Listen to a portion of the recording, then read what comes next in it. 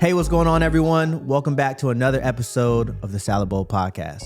I'm your host, Kevin Thompson, and today I have the luxury of sitting down with a good friend of mine. Now, you may notice this person from a show that was on Netflix or Amazon Prime, whatever you stream on, a couple years back. But to me, he's just my friend. I'm really looking forward to exploring the humanity behind what you saw on screen. Before we hop into this exciting episode, I want to go ahead and ask you for three things like always. The first thing I'm going to ask you for is for you to go ahead and hit that subscribe button, whether you're watching on YouTube or if you're listening on Apple Podcasts or Spotify. The second thing I'm going to ask you for is for you to go ahead and follow us on social media, whether it's our TikTok page or our Instagram page. Last but not least, I'm going to go ahead and ask you to go ahead and normalize authenticity. And if you don't know anything about that, I'm excited to present this next episode of the Salad Bowl Podcast. Now, give me my theme music. You are now tuned in to the Salad Bowl. You are now tuned in to the... Listen up, don't care if you about to pass out or you just getting up. You really did your thing with this one, Kevin, gotta give it up. Messages you bring and be motivation to live it up. We out here really normalizing authenticity. Can't be talking all the time cause that mean you ain't listening. I think you look better when you smile, I see you glistening. Communication helping me to see what you envisioning. Yeah, back to the mission then.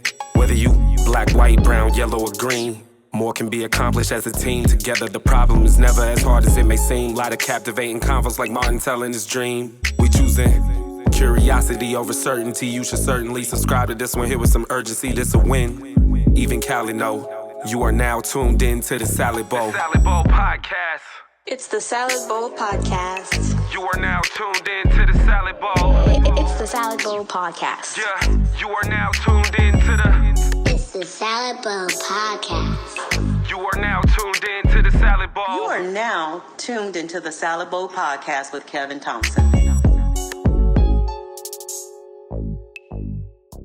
All right, welcome back to the Salad Bowl Podcast. I'm your host, Kevin Thompson, and today, man, I got a good friend of mine here with me. I would do a formal introduction, but this guy, you probably notice him from Married at First Sight or whatever you stream on, whether it's Netflix, Amazon Prime, wherever this show is at. You're probably like, I know this guy, but to me, this guy is just like a really good friend of mine, somebody that my family, my friends, he's part of our friend group, and man, just it's been nothing but love since the day that we've met. So I want to formally introduce Mr. Miles Williams to the Salad Bowl Podcast, brother. Thanks for having me, bro. Man, thank you for coming, bro. As I was like brainstorming and setting up, like, man, who do I want next on this show?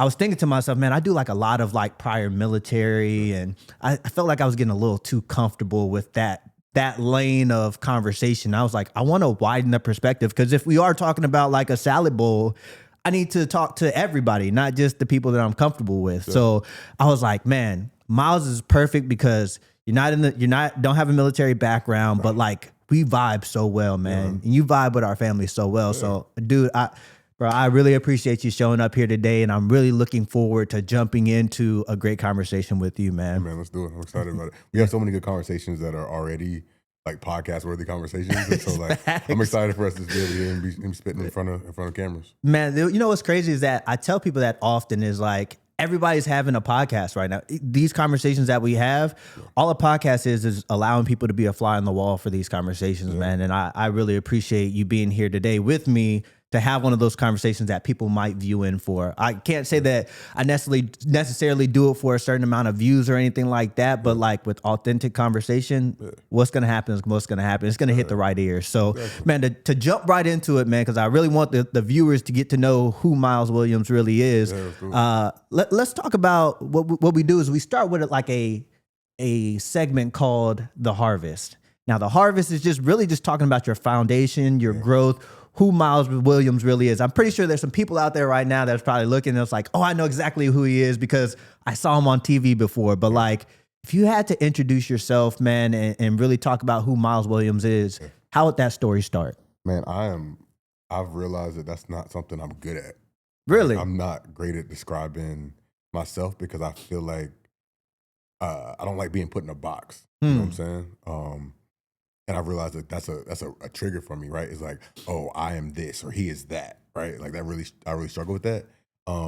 But when it comes to my upbringing, I always feel really comfortable talking about that. Nice. My people are my foundation, my family. I moved around a lot growing up, like very similar to military folks. Like every time someone asks me, they're like, when I tell them where I'm from, they're always like, "Oh, like your dad in the military?" And I was like, "Nah, he was in sales, but like we just moved a lot." Yeah. So I moved. I lived in 7 different states before 5th grade. Wow. Yeah. So like 7 different states. yeah. So we lived I was born in Connecticut, Danbury, Connecticut. Okay. We moved to Columbus, Ohio. Moved to Marietta, Georgia. My sister was born there. Nice. After that, I think we moved back to Connecticut, then back to Douglasville, Georgia, Maryland, South Carolina. Oh, yeah, South Carolina right after that. Sheesh. Yeah, and so 5th grade, 5th through 12th was in Spartanburg, South Carolina. My dad lived in Charlotte, North Carolina. And so we bounced between those two. You know, I was there every other weekend. And then I went to college in North Carolina, moved to Chicago after graduating. Lived there for 3 years, and I've been in New Orleans for 7, longest I've ever been somewhere. So all that moving, because I'm pretty sure that the ears that it's hitting right now, this may be a very positive thing for some people, like because a lot of people like to travel and stuff like that. For some people, it's triggering because people like don't like to be uprooted from their homes. Yeah. How did it play out for you? Did you like moving around a lot? I really, to be real with you, man, I don't remember having strong feelings about it when I was young. But I do remember that I always felt comfortable going to a new place because I was going to new school. I always felt comfortable in school, and I always felt comfortable playing sports. Nice. Like, those were the 2 things that I always felt like really successful in, but then also was where my people were, right? Like I always found a group of people. And so like now, any room that I go into, man, I'm comfortable, bro. Yes. Like, I don't care if I'm in a room and I don't want to be in a room full of conservative folks, right? But like can sit in that room and like and still like connect with people and whatever exists, right? Yeah. But like any and everywhere, like I can be there and feel really comfortable, really, and mostly really anywhere in the world. Yes. Right? Like traveling to Brazil, traveling to like different places I've traveled around the world, and like really just like connecting with people and humans. So I really I think that there's a lot of positive that's come from me transitioning so much. Nice. Well, I'm gonna put you on the spot then, since you've been all these different places. Yeah. If you had to like rank your regions as far as like is the East Coast better than the South? Ooh. Is out West better than what would be your top 3 regions in the United States that you had to like rank in order? Dang, bro. Oh man. Number 1's got to be the South. Yeah, buddy. Yeah. Like I've been raised in the South. I feel like I consider myself a Southern gentleman. You know? Like a lot of the Southern values in terms of like family and community are really important to me. Food's so good. You ain't lying. Yeah, the culture is rich. Yeah. You know? A lot of Black people down here. Right? It is. Like, it is. South, right? Like, it feels like home. Yeah, it feels like home. But then also there's things that are drawbacks from the South, right? Like really limited mindsets, don't want to change. That part's challenging. Yes. The North, the East Coast, I rock with the East Coast. People are very similar down here in the South. I love the DMV area. It's like a real cool space for me. Mm-hmm. I love Chicago, man. If you could pick up Chicago and put it in New Orleans, I would never leave, bro. I would 100%. I wouldn't even need to travel, bro. I would just stay right here. Yes, I've been to Chicago a couple of different times, and I was like, man, there's something special about Chicago. Yeah. Other than the winters, bro. It's great for like 6 months. It's great for like 6 months, bro. Yeah, man, and I agree with you. If we could take Chicago, bring it down south, it would play a lot better. It's just those winters and the cold, bro. The wind. It gets rough. But I think a point was made for my friends the other day. I was like, man, I think I want to go back to Chicago at some point. Mm-hmm. And they were like, you're gonna be inside for like 6 months out the year. And I was like, well, it's not that different than being hot. Like when it's hot outside, we're not trying to be outside either. This is true. When we're here, so give or take.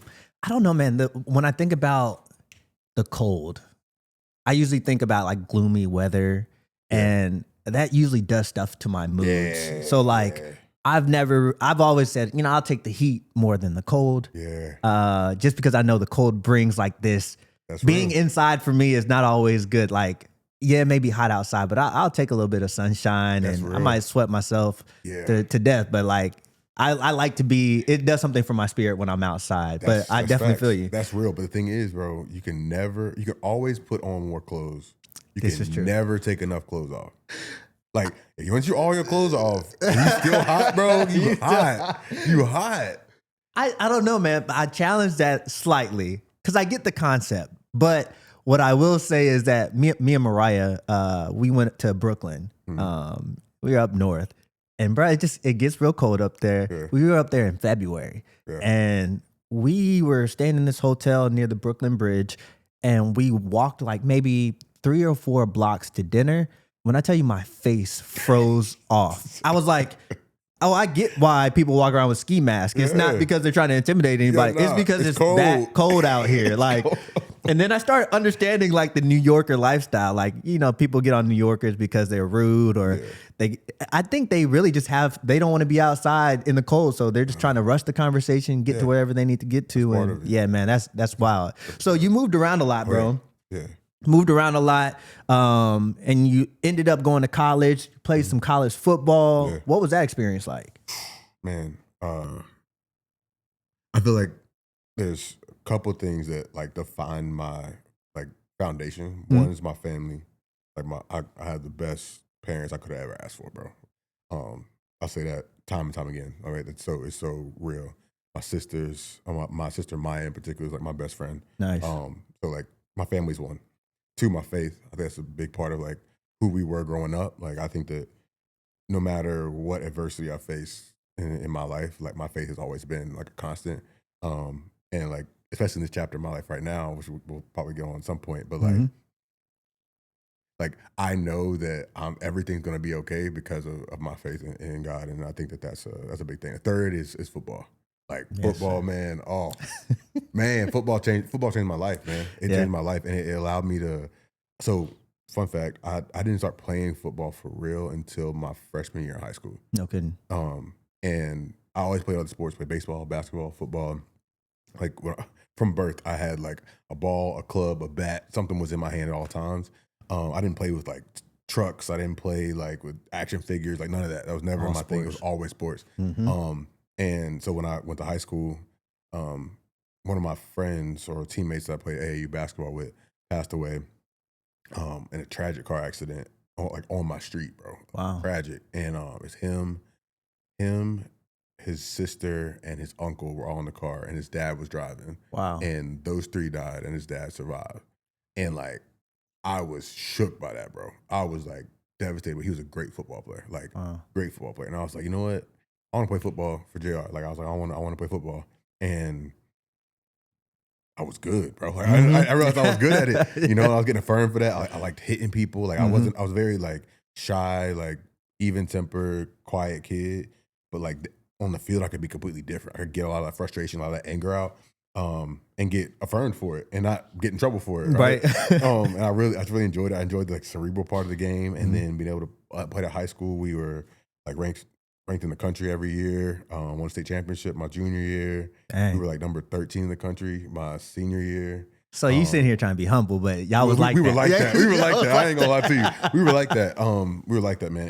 And it was really it was great to be a part of it in high school, and then went to college, man, and at Elon University. And at first I was like kind of like sad that I was going to Elon, because while I was at the D1 program, I felt like I should be playing the ACC, and like like got some offers that I wanted, but was just like scared to go away from home. Yeah. And so I went to Elon, man, and Elon changed my life, bro. Did it? Like, oh my gosh, man. I got to study abroad. I got to do undergraduate research, man. I was a captain on the team for 2 years. I got to play the highest level. We got to play against SEC teams, the ACC. You got to play everywhere from like Maine to Alabama and everywhere in between. Like it was dope. No kidding. And I'm so grateful for that experience, man. And like it's shaped the next 10, 15 years of my life after that. All right, I'm gonna put you on the spot here because you said you threw out some conferences out there, ACC, SEC, some of the talent that you've played against. Yeah. What was your most memorable game during your time at Elon? I have 2 memorable games. Tell me about them. My favorite one, I'll tell you my favorite one, and I'll tell you the worst one.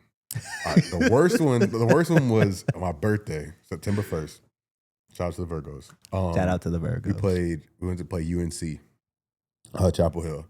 And at that time, so the year before, my sophomore year. So my first game like starting for real as a sophomore, and UNC offered me coming into in my senior year, and they were like, we offered 2 other safeties, and one's choosing between us and Clemson. If he chooses Clemson, we want you. If not, we want you to go to prep school for a year, and then you can come play for us. Mm-hmm. And dude committed to UNC, and I was like, bro, no, I'm not going to prep school. I was arrogant about it. I felt played by it. I was like, nah, bro, I'm gonna show them, right? Right. So go to UNC, and I'm like, oh, this is our comeback game. We about to beat them, and I'm about to ball out, right, bro.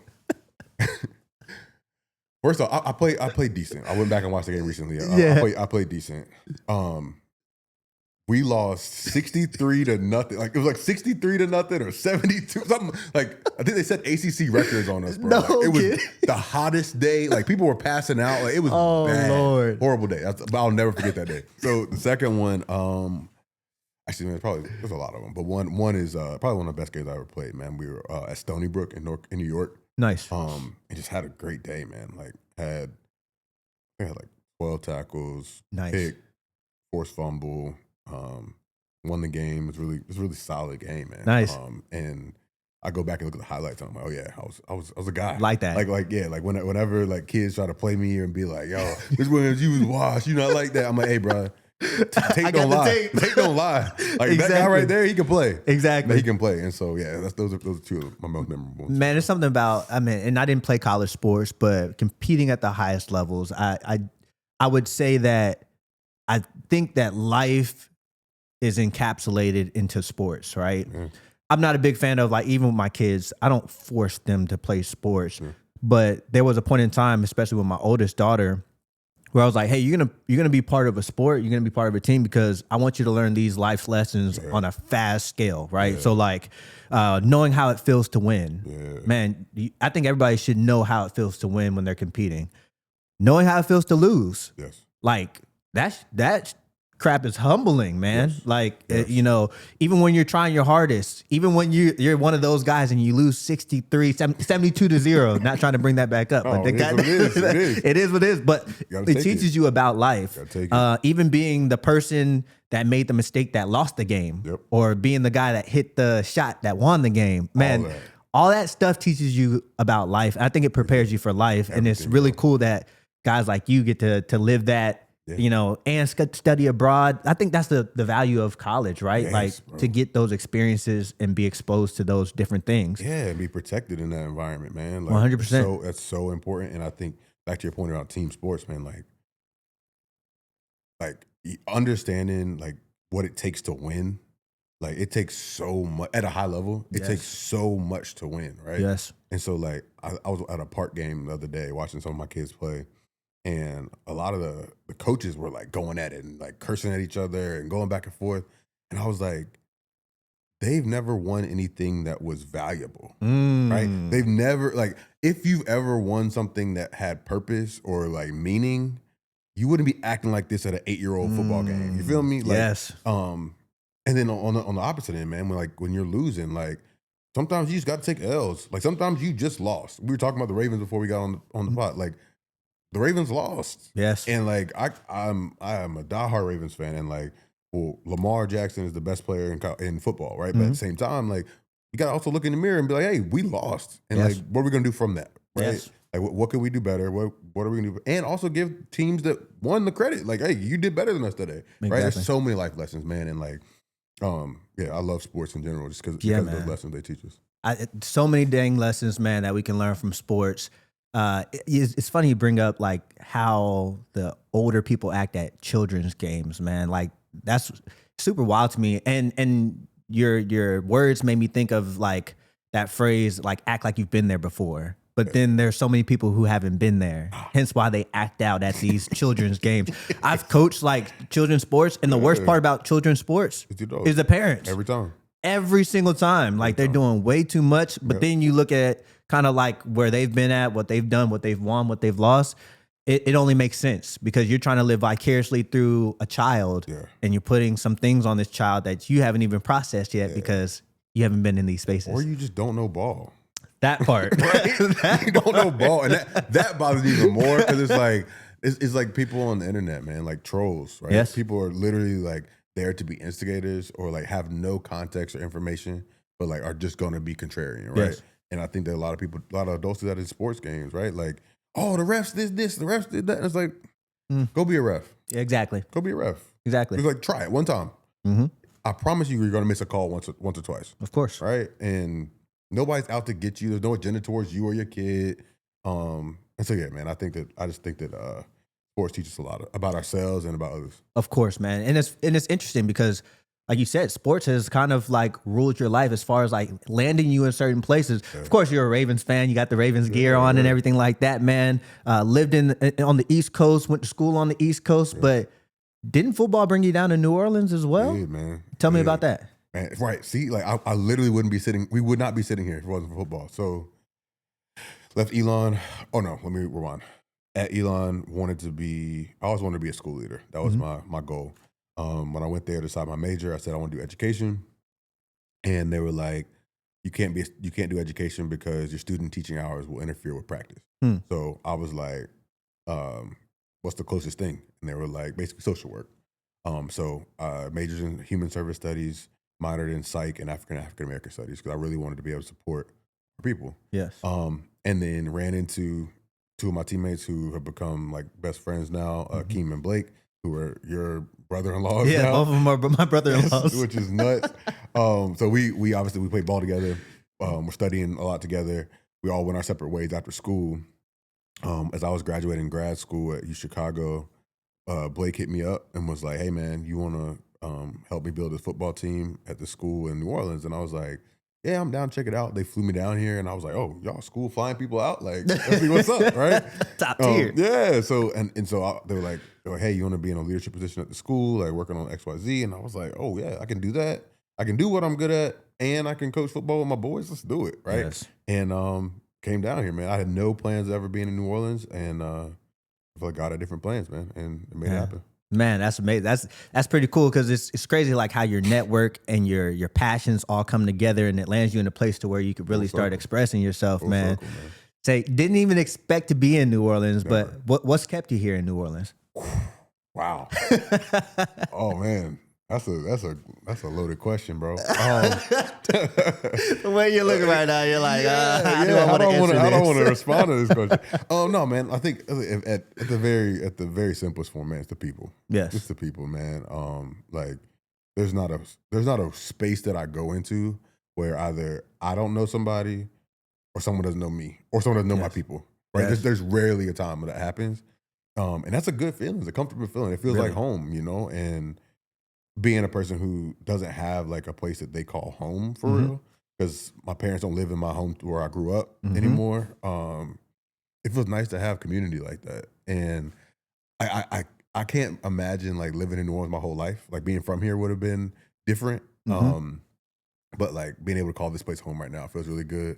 My students, my friends, my community, the community we built, man. Like the Gaddis Thompson Langham family, like that is a hard thing to walk away from. It right? Is. Like not having that, you're not gonna get that anywhere else, man. It's really not. You're really not. It's man, the way that you said that, like you really are like one person from knowing somebody else in New Orleans. It is a small city type feel. Yeah. Even the things that our group does together. It reaches out and touches a lot of different people, like the run group. Like we go on, we run on Tuesday nights, but all the different faces that we see at that run group are connected to different schools, positions, lawyers, everything in the city. Everything. And there's something about, I always say it on the podcast, but like I really did fall in love with this city unexpectedly. Like I had my misconceptions before I showed up. And I was like, man, all you hear about is crime. Bro, I wouldn't got me a gun. I was like, I got to be prepared. And really to tell you, since we've been down here, it's just been nothing but love, man. Yeah, man. I love this. I love this city, bro. Yes. I love this city. I don't always like it. I'm gonna be real with that. I'm gonna be real about that. But I love this place. And like the idea of leaving here is hard for me. Yes. Like, I think my family wants me to leave. They want me to be closer to them. I definitely want to be closer to my family. And like the idea of leaving here is like, Yeah. a lot harder than any other transition I've had to make. So, I get that. so that's why I'm right here. I get that, That's man. why I'm right here. That's what's up. So, I mean, okay, you land here coaching football, being a leader in a school, but that kind of translates to another way that we're connected because you ended up being my youngest son's principal at Bricolage Academy, a very reputable school here in New Orleans. How did that transition work out? So I knew I always want to be a school leader. When I was at Livingston, the original school I was at, high school, man, I ain't gonna lie to you. I came there with the told, hey, you're gonna come here, you're gonna be a visionary, vision setter, you're gonna help shift our culture, set our culture a certain way, do policies and procedures and like collaborate with different folks and whatever. I'm like, cool. Like I wanna work at a higher level so I can be able to use my brain, which I feel like is one of my greatest assets. But man, I was in there tussling with kids, bro. Really? Like, I was a glorified bouncer, bro. Like I was, bro. I was getting my ass beat, bro. Yes. By kids, man. And I'm like, dog, like this isn't what I signed up for. Yes. This ain't what I signed up for, man. But like, I mean, that school, for the people who are out there who don't know about this, I mean, we're talking about, Keem is still there. He's the principal over at Livingston. and We're it's not a lot gonna, different now than it was when I was there. Of course, but this is a school that was in the East. And if you're familiar with New Orleans, you know the East is kind of like where a lot of the storm when Hurricane Katrina came did a lot of damage over there. And they never really got back to, they're still living under the poverty level, right? So usually when areas like that, these kids still have to go to school, and a lot of these traumas are playing out in the schoolhouse. Yes. And a lot of that, I'm guessing that's what you have to deal with. Oh yeah, man. Like I remember the worst fight that I've ever had to break up was between like two girls. Really? Oh man. And one girl like hit a girl falls to the ground. I try to like pick the girl up. I get hit. Boom. Damn. I'm on the ground, bro. I'm on the ground, dog. And I'm not a little guy. Like I'm not a little guy. I'm 6'1.5" Yeah. Like at the time was probably like 230, 235. Yes. Like I'm on the ground, bro. And I get up. I'm leaking. Dang. Bro. And and I remember I was pissed off the rest of the day, man. And Blake and Akeem were just laughing, dog. They were like, bro, like what happened to you? Because they could stay in their classrooms, man. Yeah. I'm sitting here throwing out the whole school getting beat up. And oh man. These fights are different though. Bro, Like, and there's brawls, bro. Full brawls. It doesn't stop. It doesn't stop. Yes. And I was responsible to like prevent them, to all that. And I was like, no, bro, let me go back to the babies, man. Yeah. Let me go back to the babies. I worked in an elementary school, worked with second grade in Chicago before going to grad school, and that was my jam, man. I really love working with younger people. I think that there's so much you can pour into kids at the foundational skills level, right? And I love that. And so I saw opportunity at Bricolage to they really created a role that was basically doing the same thing I was supposed to be doing at the other school for younger kids. And was excited about that possibility. Saw some of those early years of like a startup school like happening, and I was like, well, if I want to open up my own school one day, it's important to have that information. And one thing led to another. Pandemic happens, a lot of different things transition, and nobody wanted to be a principal at that time. oh wow. Nobody wants to be a principal during a pandemic, bro. Like There's a lot of moving parts, I'm sure. a lot of moving parts, and we were growing from a pre-K through fourth grade school at that time. The pre-K through eighth grade school. People were talking about even being in high school, and I was like, Sheesh. hey man, like what better time than now? Yeah. 26 years old. Dang. 27 years old. 27. Still, I mean, that's extremely young. Yeah. But I'm pretty sure an environment like that is one of those like steel sharpens steels, or like it's either that pressure is either going to make a diamond or it's going to bust a sink pipe. or swim for sure. Yeah. Yeah. For sure. And honestly, and you mentioned KJ, like y'all sending KJ to Bricolage, like felt like one of the biggest accomplishments of my time as a school leader, bro. Because like if people, like I don't have my own children yet. However, like I always wanted to just have a school that I felt comfortable sending my own kids to, and to be able to send KJ, who like me and KJ were tight, you know, that's my dog. Like for him to feel comfortable and be able to grow and like feel supported at that place, that was dope. And for him to still be there, I think is also. Well, I have to return that compliment, man, just because we sent. Well, they have the lottery here, but KJ was able to get into Bricolage. And one of the biggest things that I truly appreciated about KJ being at that school was that he got to see you as far as his representation for what like a black male leader looks like in a schoolhouse, right? Like a lot of times I think we miss out on that part when it comes to representation. But like when I tell you KJ would come home excited, I saw Uncle Miles today, you know, like, and KJ, he's learning how to express himself. A lot of what we liked about the school was like, yes, academics are you know, very high on our list of things, but also like who our child turns into as a person and what he surrounds himself by. We want it to be the right things. And we knew that with you there, he was getting the right stuff, man. And I just really appreciate, one, the role that you took at that school, but like how you also manifested a culture there as well, because it wasn't just you, the other male figures and women in that building were like extensions of you. At least that's what we saw and what we felt. Yeah, no, man. Shout out to that entire staff. You know, there's a lot of those folks were there before I started. And, like early days. But then a lot of people I helped bring on, and like they're good people, man. Yeah, they're good man. people that you want to have around your kids, and like obviously like nobody's perfect, but like those people are great to have around kids, man. And like I respect them as educators and as people, and grateful to have the relationships that I had with them there. Because like, I mean, I told you about yesterday. I went to one of the games to go see the kids play, and like kids and families and teachers were still like excited to see me, and I'm like, man. we did things the right way, which I feel proud about. That's how you know you did it right. That's how you know you did it right. Yeah, it's not like, oh, here you come, like of course. It felt good, so I'm grateful. Of course. Now, I got to be honest, man. I'm thinking about over here how to navigate this thing, because if we're talking about the harvest, a lot of viewers are going to want to attach themselves to how they know you. And of course, that comes with the show that you were on, Married at First Sight, right? The New Orleans edition. Yeah. And I want to give you actually the choice. Is that something you want to talk about, or is that something you rather just keep it moving? Because like the thing about the Salad Bowl is like, we want people to be able to express themselves for who they are, not what they're trapped in as far as like identities and titles. What do you think? Yeah, I'm open about it, man. I think that one of the hardest things, that was one of the hardest things I've ever done in my life. Really? By far. And at the same time, I haven't really been public about like talking about it. And part of that is because it was 5 years ago now. Yeah. Right? Time flies.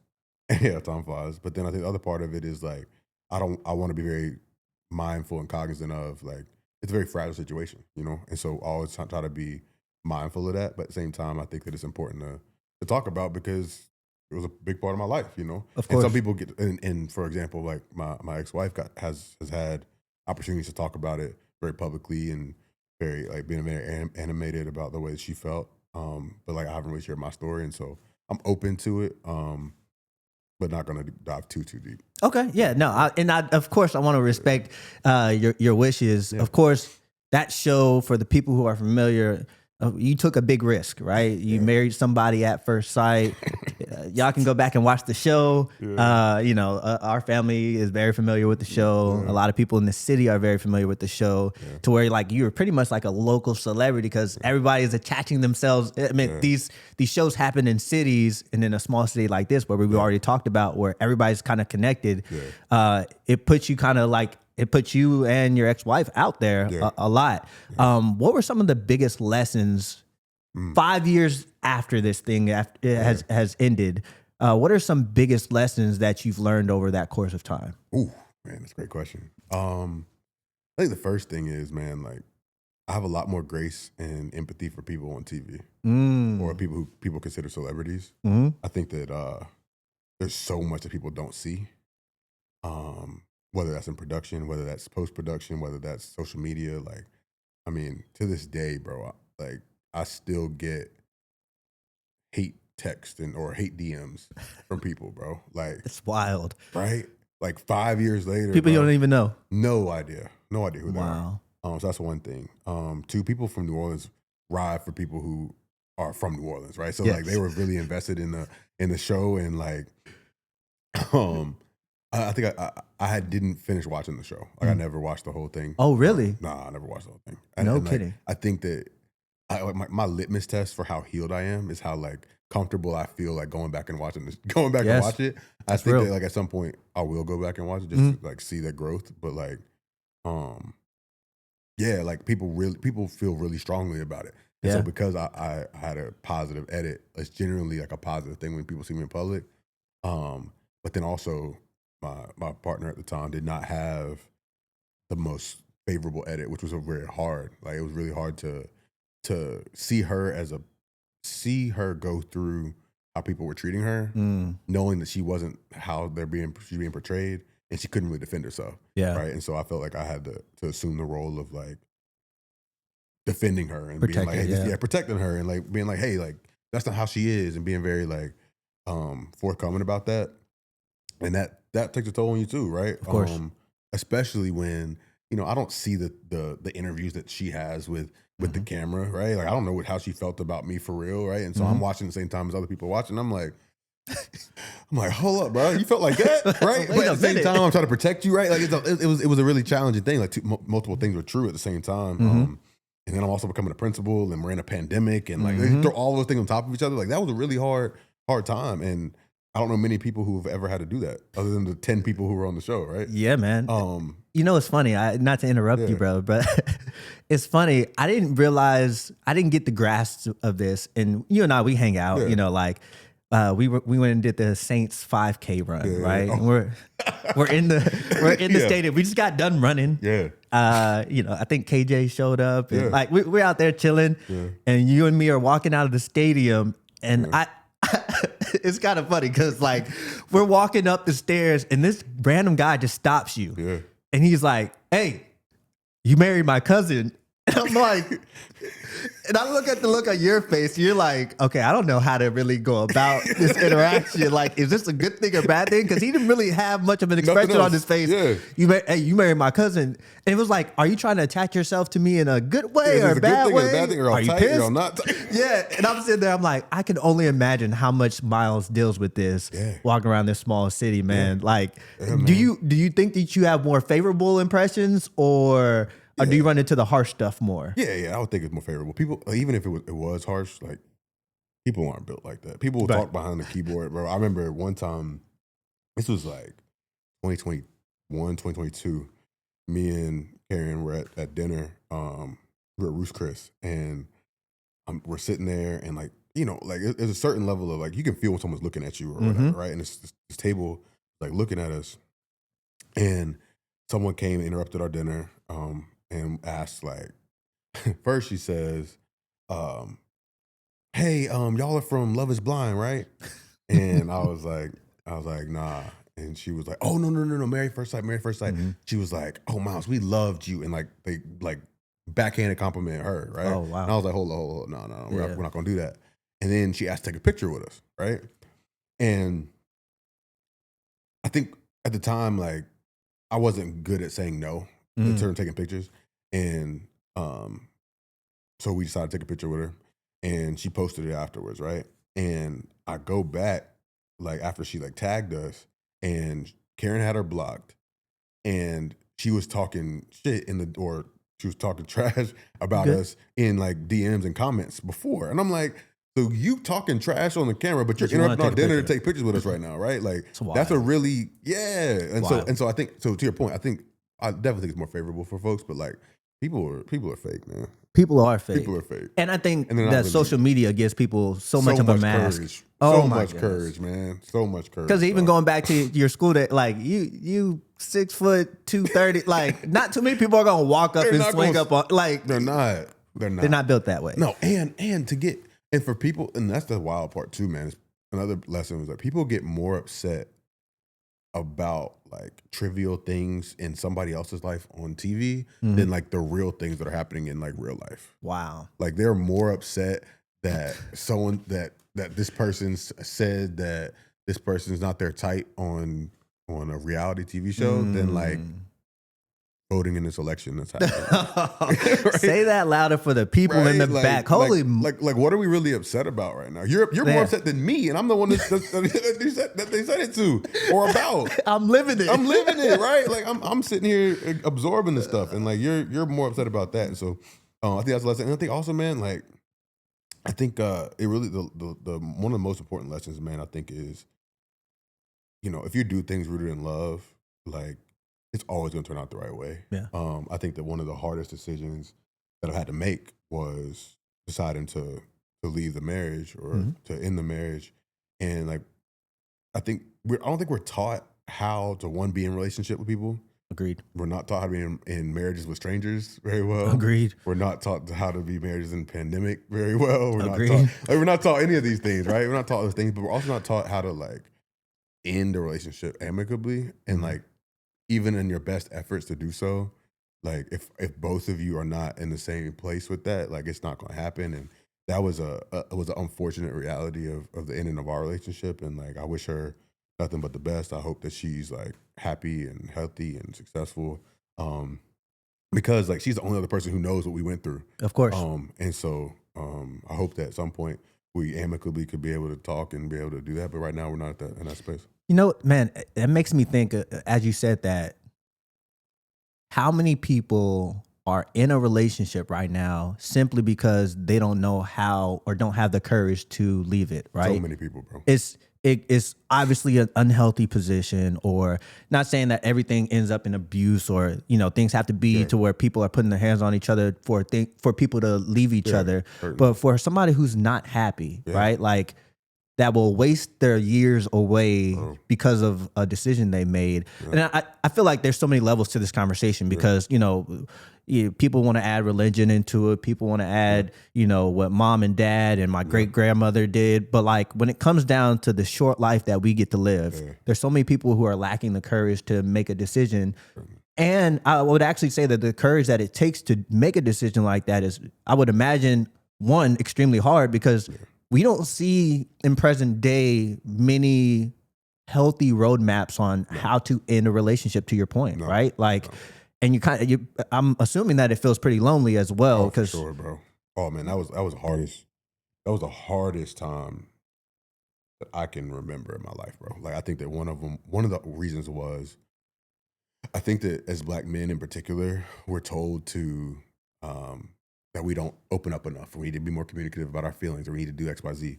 And when we do that, it feels like an inherent risk, right? And so in our relationship in particular, I was always very open about how I was feeling and expressing my emotions, and my masculinity was questioned, right? And so that felt really hard for me, because I'm like, hold up, like, every relationship I've been in before, people would say I'm not talking enough. I felt like I've healed from that, and so I'm trying to do the opposite. And now I'm like not man enough. So I was like, all right, cool. So I didn't say anything. And then the one time where I felt like, hey, this is how I'm feeling right now, like the worst possible thing happened. The worst possible thing could possibly happen, which I didn't want to happen. And so that was really hard. But then I'm also like, I don't want people knowing that this relationship's over. Yes. Publicly, I don't want people to know that. Like, even privately, I don't want people to know. In terms of for both of us, because I know what that's gonna look like. But then also, like, where am I gonna live? I'm running a school right now. I'm a principal, and like, people in that building do not like me right now. Right. But also, they don't care what's happening in my personal life. They just care about what's happening in front of them. And like, I'm not being seen as a human right now. But then also, like, I can't tell them what's going on. But if they understood what was going on, they would understand. Like, it was like a lot, bro. And so, like, there aren't really healthy roadmaps for it. And I hope that at some point I can be able to help lay a roadmap out for people to help understand what a healthy time could look like. But also, like, we haven't really had really healthy examples of that. Like, this is true. It's like, oh, someone cheated, someone's abusive, someone, it's just like, there's something has to happen in order for those things to happen. Catastrophic. It has to be a big thing. Like, oh, yeah, to justify deciding to part ways. And it can't be as simple as, you know what? I thought this is what I wanted. This isn't what I want anymore. It's not, right. And I think you had a good quote. And I hope that you can remember it. It's like, I think it was something around the lines of like, everyone has the right to. Oh, everyone reserves the right to change. Yeah, everyone deserves the right to change, bro. I remember you saying that, and I was like, that's such a real thing, man. Yeah. And I don't think that our culture in particular gives people room to change. That's real, brother. But everybody wants change, right? Exactly. Like, everybody wants someone to be better. Everyone wants something to be different than it is. But like, we don't give people the space or grace or empathy to change. Yeah, change their mind, change what they're doing, change who they are. And so, Yeah, man. Bro, that was a challenge. to be honest with you, man, I specifically remember this is early when we were building a friendship together. We had an interaction where you asked me to come help you out at the house, right? You're moving out, and I remember your temperament, right? Like you were saying, like, how do you even express these things and stuff like that? And I remember you didn't tell me, but like I could tell that you were frustrated, like not necessarily frustrated at her, but just the situation. It was weighing on you. I guess that's what I'm trying to say. It was very heavy on you, and especially knowing you now, seeing where you've come from, like I'd much rather the Miles that I hang out right now than to see you in the position that you were in right now, or that you were in back then. And it's just like if that decision had to get you to where you're at right now, a lot of people would say it was worth it. Yeah. So man, I'm glad to see there's growth there. Yeah, man. And like last thing is like we kind of wrap this part up. I think it's like I don't think you understand or other people really understand like how lonely that situation was, in that my best friend at the time, well, who's still my best friend, Woody, was married on the same show. Yes. Starting a family. I didn't want him, or he knew like what was going on, but I didn't want him to have to rely on, like be a person I have to depend on right now. Right. Because his wife and my wife were friends and like didn't want to make that messy for anybody. Blake and Akeem were the only other people. Blake moved. Yes. Akeem and I were our type, will always be tight. I always can trust him, and like didn't feel comfortable going to him for that. I had no other friends in the city, bro. Like I had nobody else in the city, and you were the only person who was able to like help me out in that moment, bro. And so it meant a lot to me for like you to be able to help me there, but then also like be able to walk with me from then till now, like completely different. Man.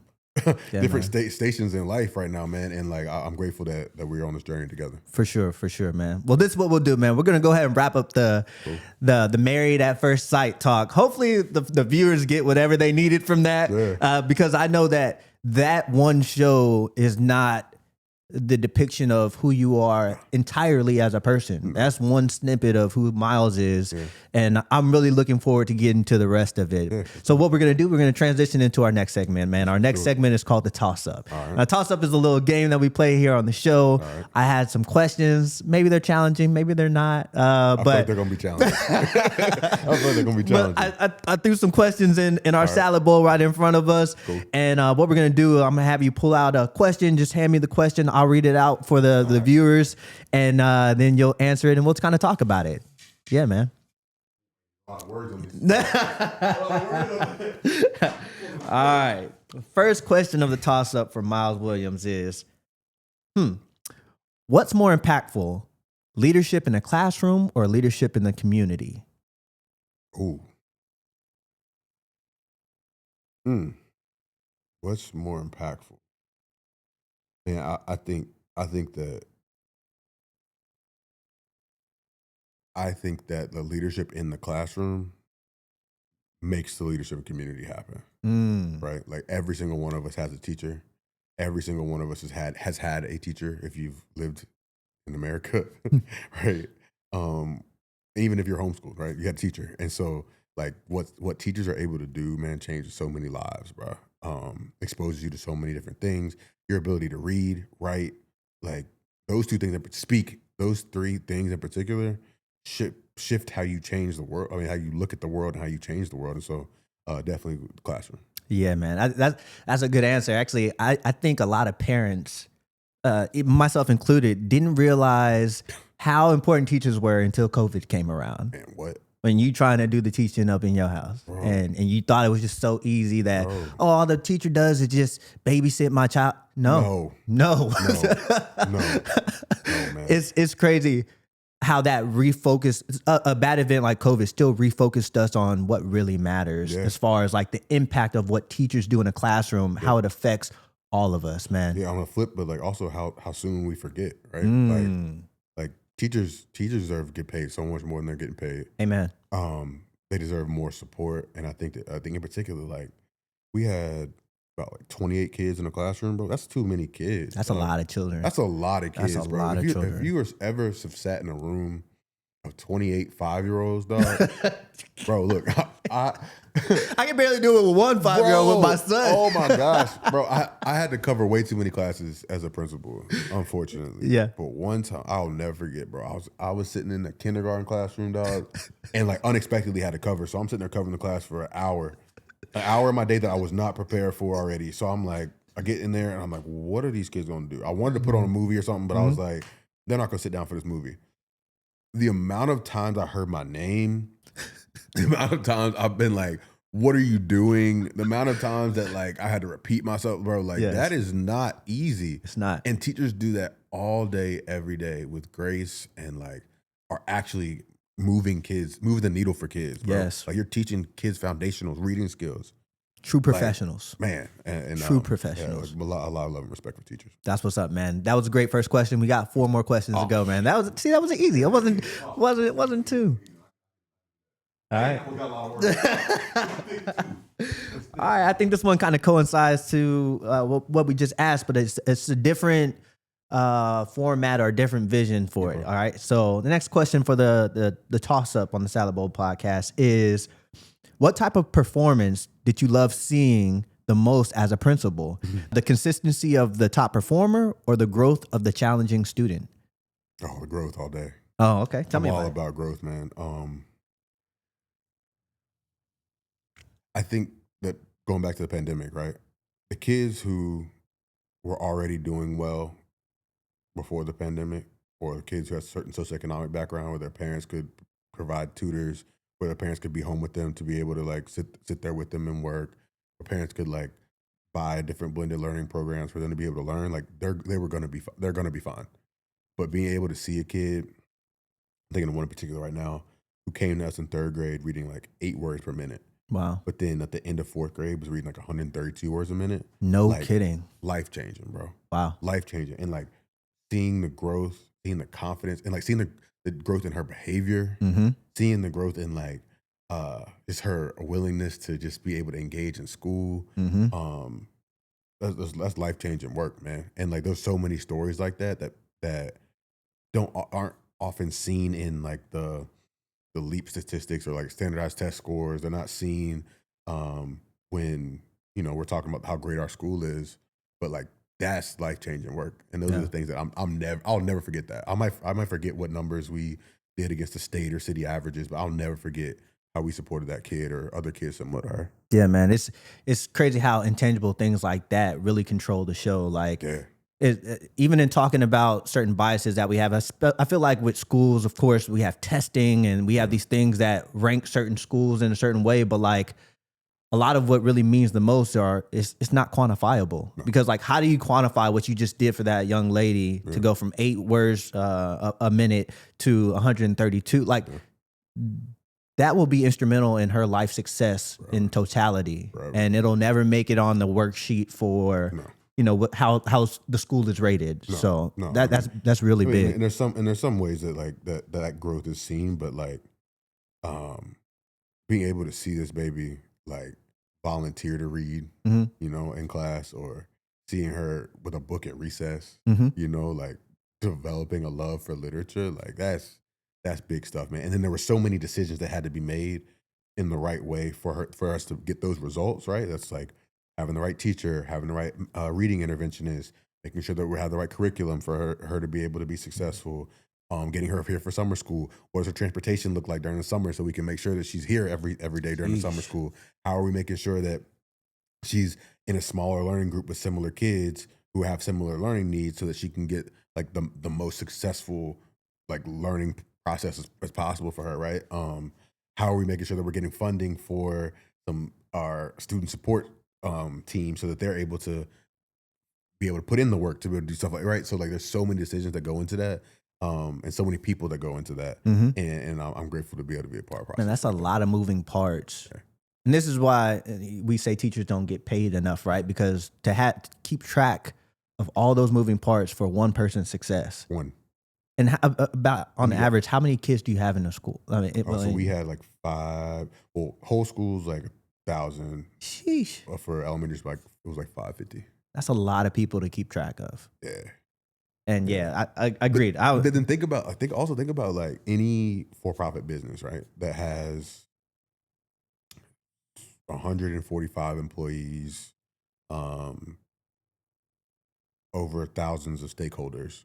The person who's running that organization is making like $250,000 to $500,000 a year. Yeah. Right. And like, that ain't what I was making. That ain't what I was wild. making. And that's not what our teachers are also making. Right. And so, and it's crazy because the school still produced that person who's making that amount of money, but yet is not contributed. No. It's just backwards.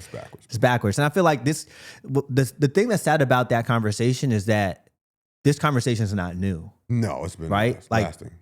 Over many years, we've still landed here at this point. Yeah. And I would like to see something in the future to where that adjusts because, like I said, if anything, COVID taught us like how important it is. But you were 100% right. Like how quickly we forget. Yeah, very quickly. Yeah, man. All right, we'll move on to the next question of the toss up, brother.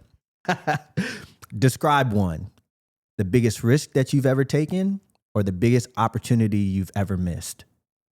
You know, man, I feel like I've taken a lot of like risk, but none of them have felt really big to me. You know, even like marrying a stranger, like that was a big risk, but like it felt like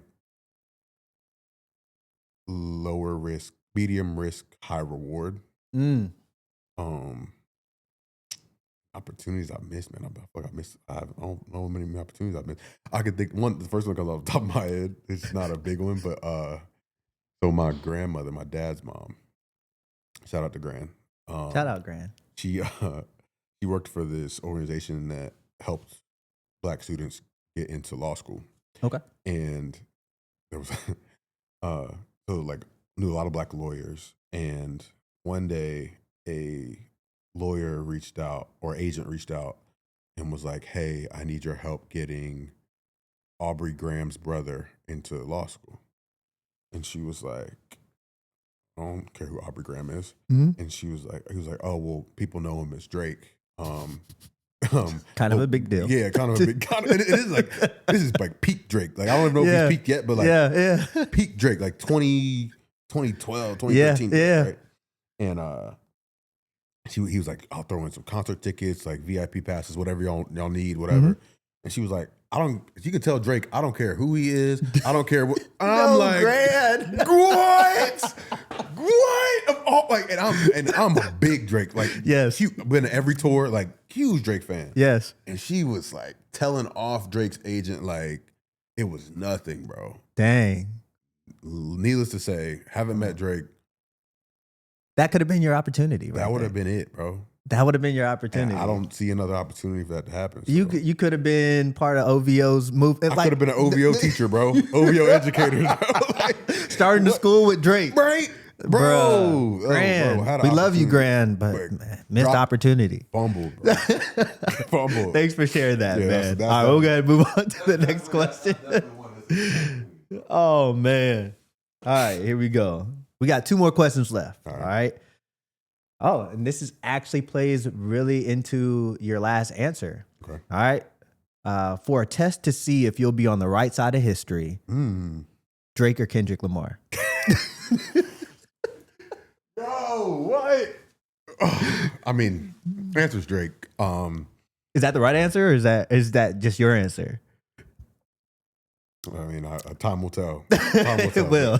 No, Drake's my answer. Drake, I mean, his catalog is unreal, bro. Yes. Like, I mean, bangers after banger after banger for years. And we're talking about like just artistry, bro. Like, yeah, Drake all day. But Kendrick, I do have respect for Kendrick as an artist. Yeah. I think that lyrically he's strong. And like I liked both. I mean, I do like both. Yes. But if I had to pick a side, Drake all day. Yeah. You know, it's funny because I don't remember what we were doing the other day, but I think me and Mariah were riding to somewhere. We were going somewhere. Yeah. And Not Like Us came on in the car. And you were like, yeah, I can't be seen in public rocking it. Like, Turn this off. I know that Drake and Kendrick are out there somewhere, not knowing that the type of conundrum they're putting people in. Putting us in a pickle, bro. In a big old pickle, man. Like, I said, yeah, man, turn that off. yeah, we can't listen to this right now. Not right now. So Drake all day. All right, man. That leads to our last question of the toss up, man. It's on you. Got a couple more left in there. All right, let's see. Okay. All right, this one is easy. Would you rather structure and routine or freedom and flow? God. I'm much more of a freedom and flow guy. Oh, no, wait. My core is freedom and flow. I need structure and routine. Like at my core, bro, I am a hippie. I like it. Like peace, like yes, man, no worries, like none of that. Like, in due time, it'll all just work itself out. It's gonna work out. Bro. Yes. And I very much so believe that. So to answer the question, but in order to operate as a human in this world, man, I gotta have structure and routine. I gotta have, this is what I do this day, this is what I do this next day. That's what I do when I wake up. Like I need to have that. I think people say it's like a Virgo thing, but I think it's because my dad is like meticulous and like, is he? He was always like that. Like on the weekends, bro. We would go to sleep. Like we would be up playing the video game or whatever. But the next morning, he'd wake you up at like 7:30 on Saturday morning and be like, "You're gonna run with the dogs at night? You better fly with the eagles in the morning. Get up!" And we get up, and he'd make us do something that like could easily have waited till noon. You know what I'm saying? Or like, but yeah. So like, I attribute my routine and structure to him. You know, it's funny because I that just gave me a flashback of maybe it's just coming up in a black household, man. Like my parents used to do the same thing. Can't chill for nothing. Can't chill for nothing. Like can't get a breath. Sleep it like Saturday morning. I already know what's up. If I had a late night, Friday night, Saturday morning come, I hear the music downstairs already or in the living room. You know, and it's that cleaning music. You know that like whether it was Luther, whether it was always something. Little Al Green. And then next thing you know that knocking on the, hey, y'all go ahead and get up. We go ahead and start cleaning. I'm like, God, let me live. I respect the discipline. But also, I know that you're just making us do this because you feel like we're supposed to be doing it. And you don't want us to be at peace right now.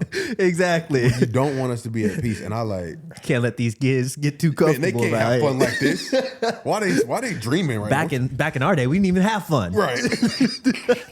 Right, exactly. That's hilarious. Yeah. Well, man, that ends our toss-up segment, man. I really think that the questions helped us get to know you a little bit more, man, and encourage more conversation through this authentic time we have together, man. That leads us and segues into our next segment, man. Our next segment is called Mixed Ingredients. And that's where I choose like a subject that I know you're passionate about, where we can kind of discuss and just give, or I guess like pick your brain about it. The topic that I really wanted to talk to you about, I know you're a big advocate for mental health, man. You've talked about it. You talked about it on the show way back when. You talked about it, and even in our conversations, something that you're extremely aware about.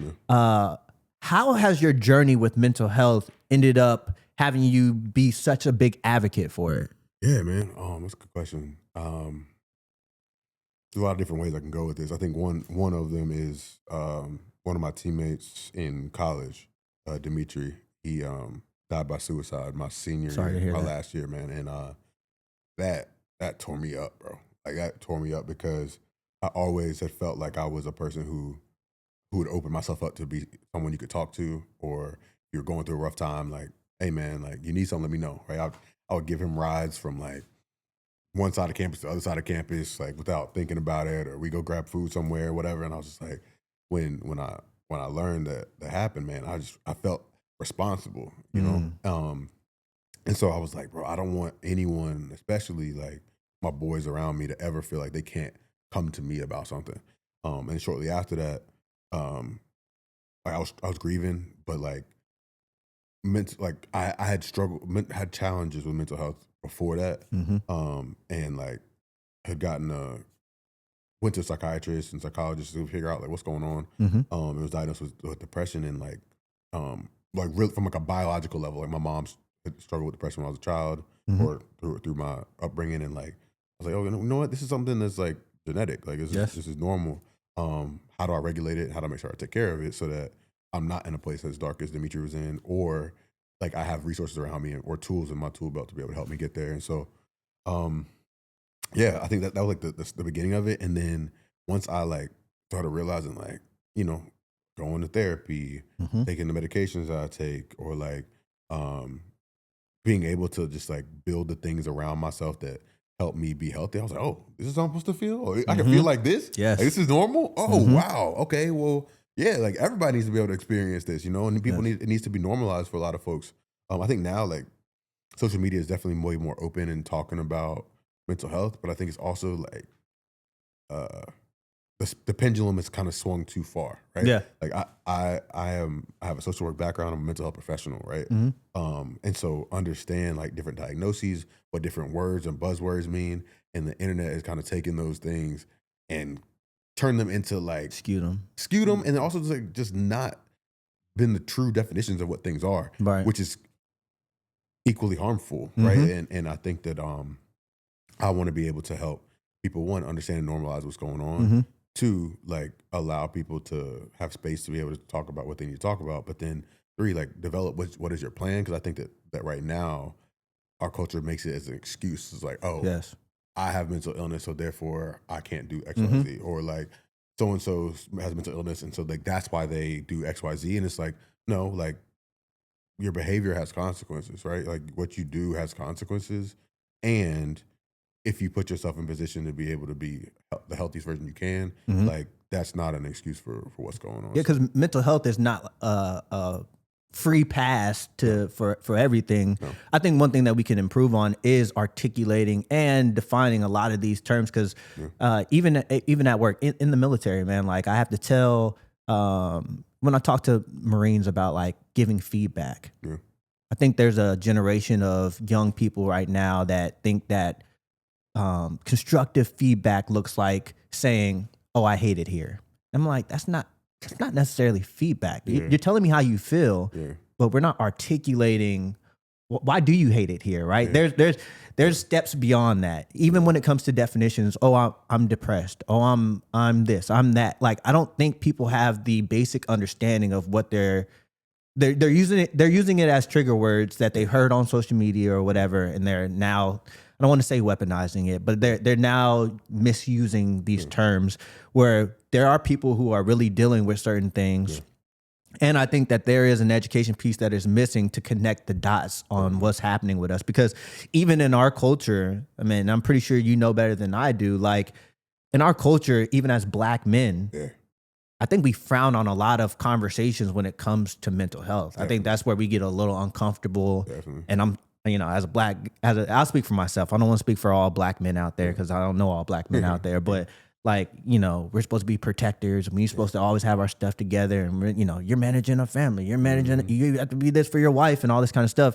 There's not much space for a mental health conversation in there. Do you think that can improve? Oh, I think it definitely can improve, man. And I think kind of going back to the masculinity conversation earlier, I think that like Black men is very different because like depending on where you grew up and who you're around, like your Blackness is in question, whether or not like how you talk, right? Like if you like I'm a person who no longer feels like I have to really code switch, right? But like if you code switch, like you can be seen as white or white adjacent or whatever, or wanting to be white. If you talk too hood, for lack of a better word, you're too Black, right? And so you're constantly trying to find where you're supposed to fit on that spectrum. But then in terms of masculinity, it's like I'm supposed to be strong, I'm supposed to be powerful, I'm supposed to be a supporter, I'm supposed to have everything together. I'm not weak, I'm strong. And then, but if like on the opposite side, if you're talking about your emotions and you're talking about how you're feeling and you're not wanting to be the protector and provider for just a second, your masculinity is questioned, right? And I don't think that's fair either. And so it's a really tight like line that people have to follow. And I'm grateful for like our generation because I feel like we're a lot more comfortable having those conversations. I fear for our younger kids because like one of the things that I've realized in this new chapter is that I've been doing a lot of school photography and kids, Black boys in particular, feel like they have to have permission to smile. Like we're taking school pictures and these kids are sitting there and they're like this. And I'm like, hey man, you can smile. Take a smile in the second picture. He's like, nah. I was like, bro, smile. And they smile. And like their smile is beautiful, bro. Like beautiful kids. And I'm like, you kikiing and joking and laughing in line and you're smiling right here, but you don't feel like you can smile in front of a camera, right? Like you want to be perceived as like hard or what have you. And I'm like, what harmful things have we learned or we've been taught either in person, like on purpose or like by accident, that we feel like we have to posture in a certain way, that we can't show that like we're joyful or we're sad or we're et cetera, you know? And so I think, I don't know if I answered the question entirely, but I think that like we definitely need to be able to create space for Black men and Black boys to be able to feel and show, express emotions. Man, I just felt that, man. Like that, what a thing to share. And I think about how it even applies in the indirect things that we learn that life teaches us that, you know, we could be indirectly affecting our young Black men to not even feel like they can express themselves even when it comes to happiness. Yeah. And man, that's something for me to even think about because this facade of what a Black man is supposed to be. And what really frustrates me is like, I feel like there's a big conversation around like, oh, somebody will watch this and really hear what you're saying. Other people will watch it and say, oh man, these two Black guys are sitting here with this victim mentality, right? Like, oh, woe is them. But it's like, no, the conversation is so much bigger than that. Yeah. And how can you not see that the environment is putting people in a position to where they're reacting based off of because the thing about a victim is you don't choose to be a victim, right? You don't choose to say, hey, like if I got robbed tonight, I can't, that's something that happened outside of my control. Yes. And a lot of what happens in our environment is outside of our control, yet we react to it. Yes. So I think that's definitely one thing to be looked at as far as like the positions we put people in for them to make decisions or to act in certain ways, man. Great point, man. I think another point too, man, like I think about it every time I go to the barbershop, bro, is shout out to Kay. Every time that I go to the barbershop, man, it feels like therapy. Like me and my barber are like constantly talking about just like what's going on in our lives, what's happening right now, like the political climate, like whatever it might be, him being a father, him might be a grandfather, all these different things. And like, I think that we have those conversations. The conversations are being had. It just doesn't look like I'm sitting in front of a therapist and having this conversation. Of course. It's not looking like,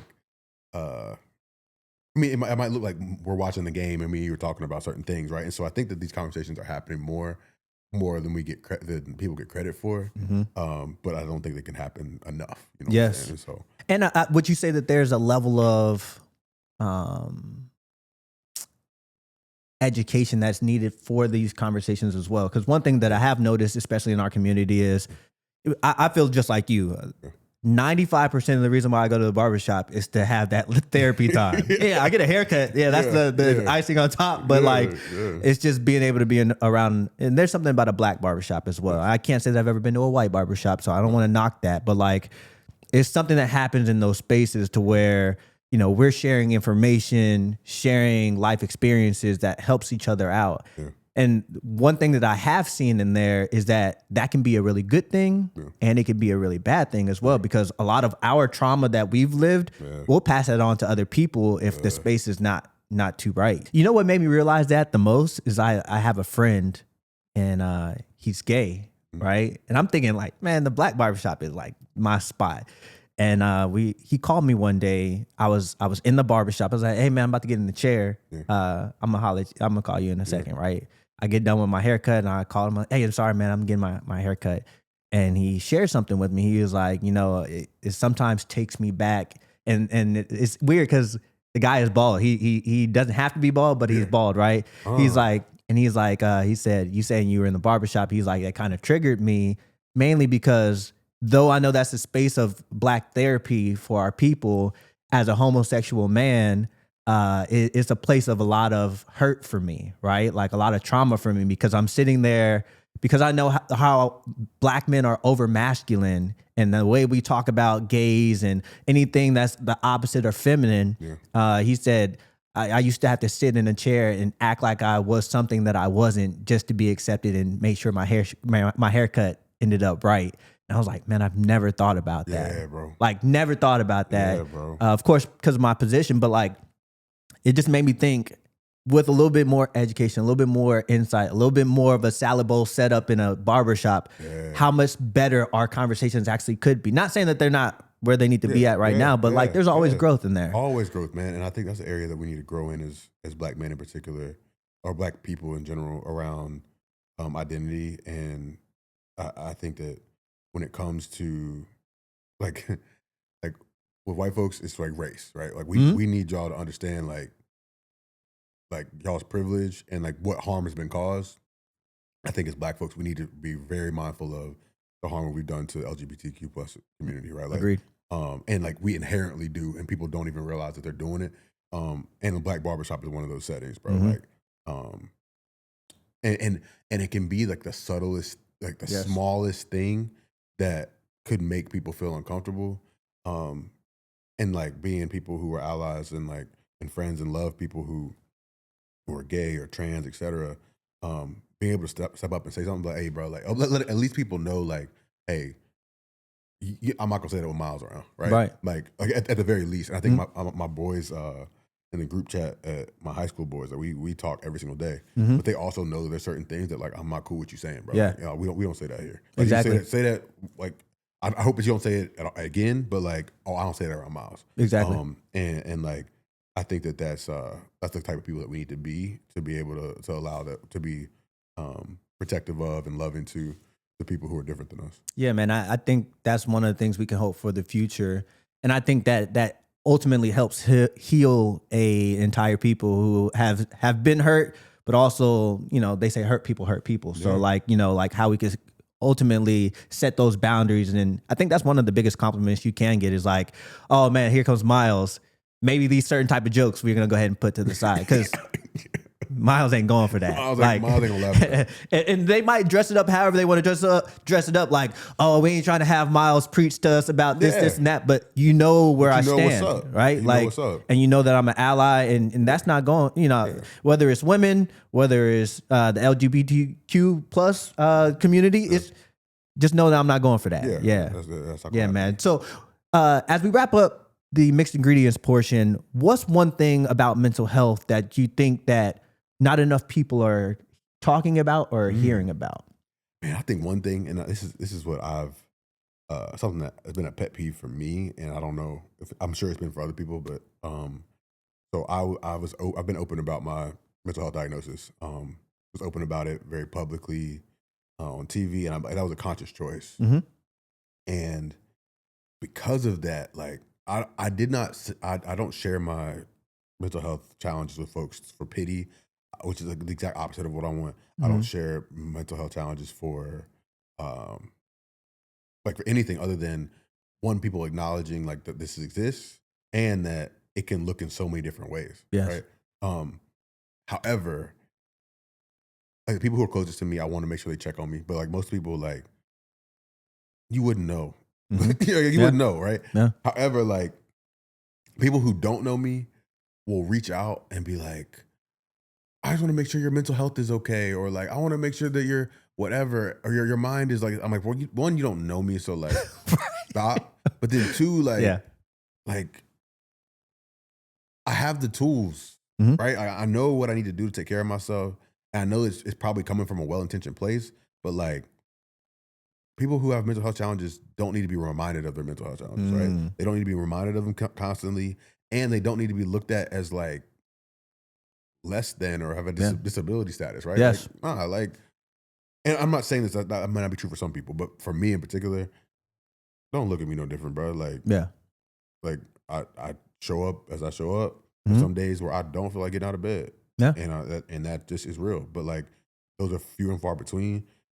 If I'm taking care of myself properly and I'm healthy. And so, of course, I think that like people need to be more mindful of the language they use when speaking to people who they know have mental health diagnoses. Then also just be mindful of the language they use, period. Exactly. Because it can cause more harm than good. Yeah, man. I think just building that awareness, really, I appreciate you, man, because like, I think you're saying exactly, and I think you model exactly what we talk about here on this podcast of like normalizing authenticity. Part of your authenticity are your struggles and your challenges. That doesn't make you disabled though. Like that just makes you somebody who's dealing with really what everybody else is dealing with.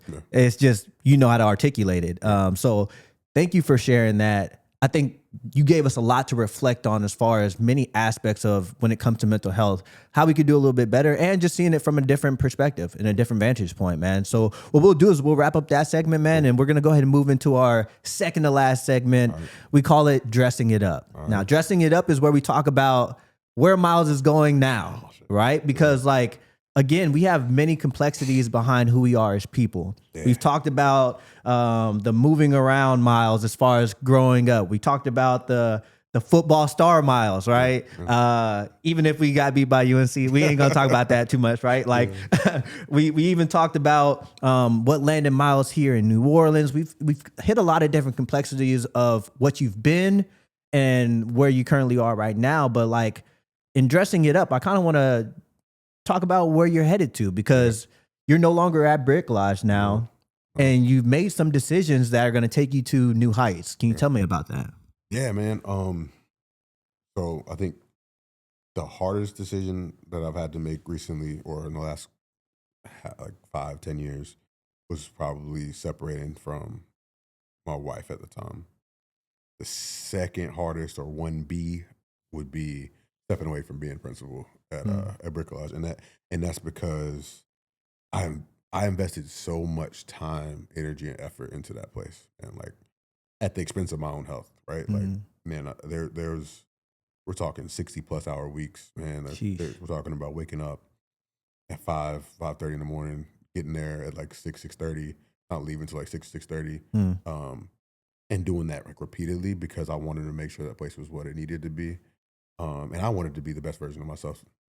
And there's so many good positive memories, man. And like those things are coming back to me tenfold right now. But like that was a really hard choice, but it was one that I needed to make for myself.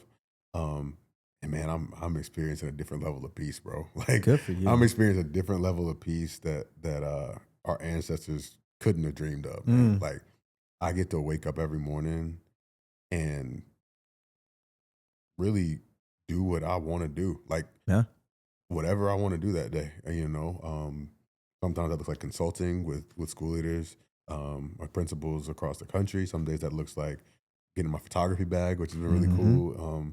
Way of expressing myself. Some days that looks like just resting, right? Yes. Like just existing. Just existing, man. And that's been a blessing, bro. Really enjoying that, and now I'm at a place where I've been trying to look in the job market and realizing, man, it's a really tough time for a lot of people, even the folks who I believe are as talented as me. And like, what does that look like? You know, what does it look like having like anti-capitalist values in a capitalist society, right? Like, yes. I value rest. I value connection and community. I value like being healthy, and that's not what majority of places are. And so how do I market myself in a way that highlights my skills and talents, et cetera? But then also, how am I able to afford to live the life that I want to live? And so figuring that out, man. And it's been a beautiful journey. And I think I'm also realizing that in that time that like, if I'm not going to find that place, then I have to create it. And that's the battle or tension that I'm having right now. Man, that's crazy that you say that. Because how old are you, Miles? 32. 32, man. I wish I had that perspective when I'm not a super senior citizen or anything like that. I'm 37, but I still, what you just said is the lessons that I'm finding out as I grow older, right? Like, there's so much value on peace. As far as like, when you start understanding that a lot of these organizations, a lot of these corporations, a lot of these things that we pour our talents and our time into really can drain your life essence to where you have nothing else left after that other than a pension, which may not even meet the same value of what you went through. For you to be able to pick that up early, adjust fire, change paths, and be willing to bet on yourself and say like, hey, I'm just gonna figure this out for what right looks like for me. That's extremely powerful. And I think a lot of people are in that position in life where they're like, wait, this can't be it. You know, I think even with you, bro, like in knowing you, like you definitely bring something special to the table, right? Like you bring something to the table where not anybody else can do it like Miles does it. And for you to be able to take that and say, well, I know I have something special. What can I do more with this? Yeah. And it may not look like the traditional way. Yeah. I need to take a page out of that book, brother, because I truly appreciate it.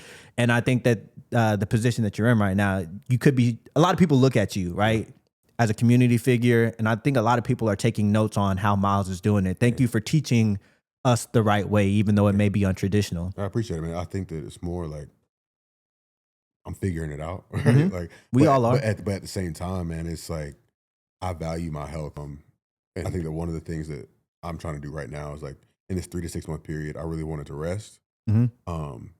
That was like the biggest thing, and whatever that looked like for me, whether that was being in the bed on a Monday and like not getting out the bed, Mm-hmm. or going and traveling and doing, et cetera. Like I've done everything I've wanted to do, which has been great. Now I'm in a stage where I'm like, all right, let me look at the job market to be able to see where I can like lend my talents. Yeah. Because I do want to be able to sustain my life. But at the same time, man, I'm on a place where I want to make an impact on a global scale, bro. Like New Orleans or the school building, I think is important, right? But I feel like I have so many more gifts and talents to give to the world, and I want to be able to do that, man. I'm really excited about the opportunity to travel and meet new folks and connect with good people and do meaningful things, which that I wouldn't have been able to do if I was just a school leader. I think for myself, I said at the beginning, like I struggle to say like it's twofold. It's one, I've always been like Miles the athlete, Miles the principal, Miles the this, Miles the that, like the very well defined thing. And I'm realizing I don't like being bound. You know, I was reading about Maya Angelou and Paul Robeson the other day, like just randomly. And if you look at who they are, people know them for so many different things, bro. Like they were writers, they were professors, they were activists, they were athletes, they were actors, they were like, they did all these different things in the course of their life. And like, I think that we don't often talk about like the multi-hyphenate people, right? Like when it's all said and done, I want to be able to say that like, I was a writer, I was a reader, I was a educator at some point, I was a leader, I was an activist, I was a photographer, I was like all these things, like a podcast host, whatever, right? Yeah. And so like I want to be able to explore all those different things. I think like that's a gift that I've been given and want to fully actualize. Man, I think that's special that you bring that up, man, because it's like sometimes we see things for as far as titles and what you're connected to, but really our goal should just to be the best Kev, the best Miles out there, you know, and that may be a fluid thing, you know.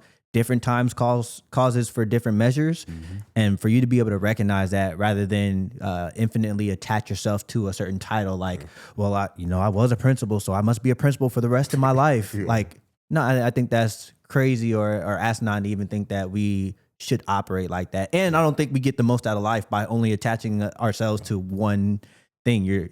Like you.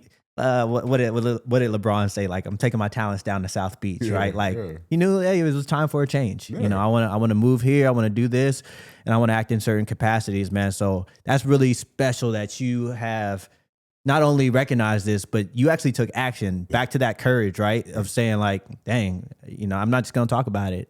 I'm gonna do it, and it may be uncomfortable because I can only imagine leaving the structure of like that structured job, you're the principal at this school, like to say, you know what, I'm gonna choose myself in this one. I mean, we don't see healthy models of people doing this thing, and you had the courage to be one of the first, man. I appreciate it, man. I think I pride myself on doing it in a healthy way. I think that.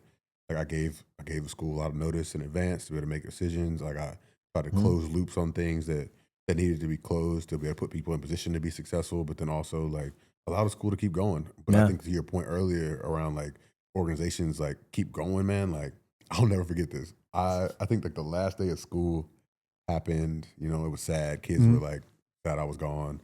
Teachers were like ready for the year to be over. And I go back in the building the next week, and they're starting to plan for the next school year.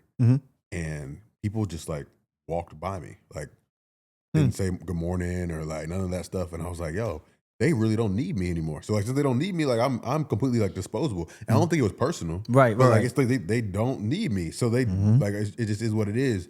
And like, I think that we lose sight of in the midst of it all, like, oh, I'm so important to this grand scheme of this thing working. And I'm like, nah, like they're going to keep going. Yes. Good, bad, and different. They're going to keep going. And so how Yes. do we make sure we're taking care of ourselves in the process? Bro, I felt that when I put in I put in my retirement papers from the military, right? Yeah. And it seemed like almost instantly I became a ghost. Yeah, like like, you don't people were matter. like, "Oh, you've let us know you're leaving, so go ahead." And like, well, and that's the cool thing about a great organization, right? Like the school is gonna keep on going, the military is gonna keep on going without Kev. But like, I think that it's only a notification to the person to where like, yeah, I poured in a lot of it. I poured in a lot of myself to this thing, but it's okay for my talents to go elsewhere and there not be a catastrophic failure in where I was at, right? Exactly. It's actually pretty humbling to actually get that message and receive it loud and clear as well. It's like, yeah, I did some great things, but I can move on, and so can they. Yeah, exactly. Like, yeah, man. Yeah. All right. So this is what we're gonna do, man. We're gonna wrap it up with our last segment of the day. Our last segment of the day we call the final bite, and this is where I leave it to my guest, right, to come up with something that may be a universal message. It could be something as simple as the Ravens are the best NFL team ever to grace the NFL, or it could be something a lot deeper, man. But I want to leave you the final bite for the day, because I don't know where this podcast is going to go, man. Like, I like to think that this thing is growing, but I do think that it's going to hit the ears that it needs to hit. And is there a message that Miles Williams has for anybody who's listening right now, whether it's an educator, whether it's a parent, whether it's a person who's navigating relationships? Is there a message that you have for the people that you want to leave us with as the final bite? Yeah, man. I feel like my heart started racing when I had to think of a universal message. But before I give those messages, man, I would say thank you for having me on the pod, bro. Thank you no for problem, bro. For doing this. I was telling you earlier, like, you inspired me to like take action towards the thing and see it through. I've been procrastinating on some creative projects for a while, and so I admire you for doing that. Thanks, My second thing is, if anyone's watching, is hiring. Hit your boy up. I'm talented in a lot of different ways. If you need a leader, if you need an educator, you need a photographer, you need any of those things, I'm your guy. Hit me up. Sure. I'm easy, hard to find. My last message, man, is like, man, it's just to love, bro. Like, love life, love the people around you. And because that's all that we have, man. And I think that the world in particular right now is so divisive, especially in our country.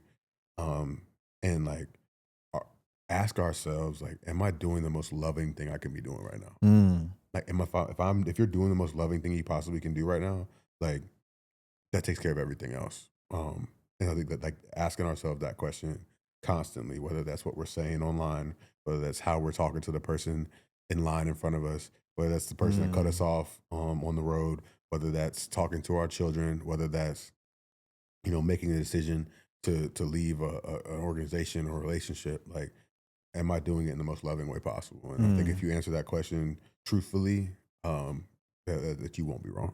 Yeah, man. I needed to hear that last bite right there, bro. Am I doing things the most loving way possible? And if you apply that, I feel like if you apply that to anything, like the examples that before I leave that comment on social media, trolling or hateful or whatever, just think to myself, is this the most loving thing I could be doing right now? Yeah.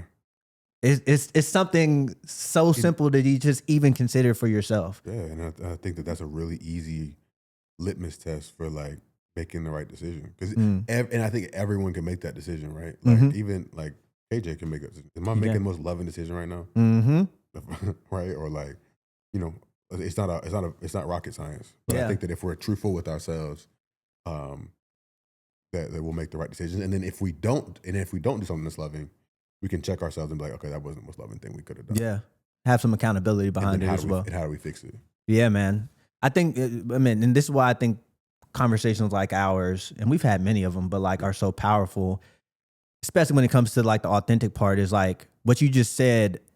I will promise you that I will incorporate that into my parenting style, into my marriage, into, you know what, before Mariah makes me upset and I automatically just gravitate to she has the worst intentions for me, maybe, and before I respond to that, right, am I doing the most loving thing, right?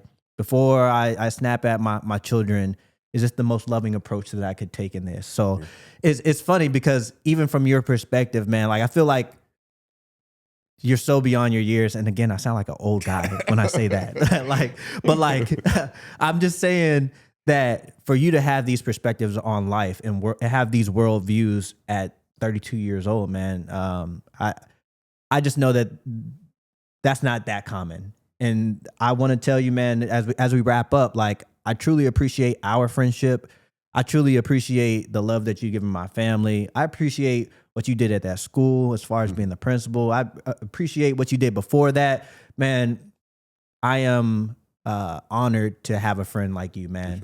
And thank you for spending the time with me today, man. I was really been racking my brain on how I can diversify my not clientele, but my guests that come here on this podcast.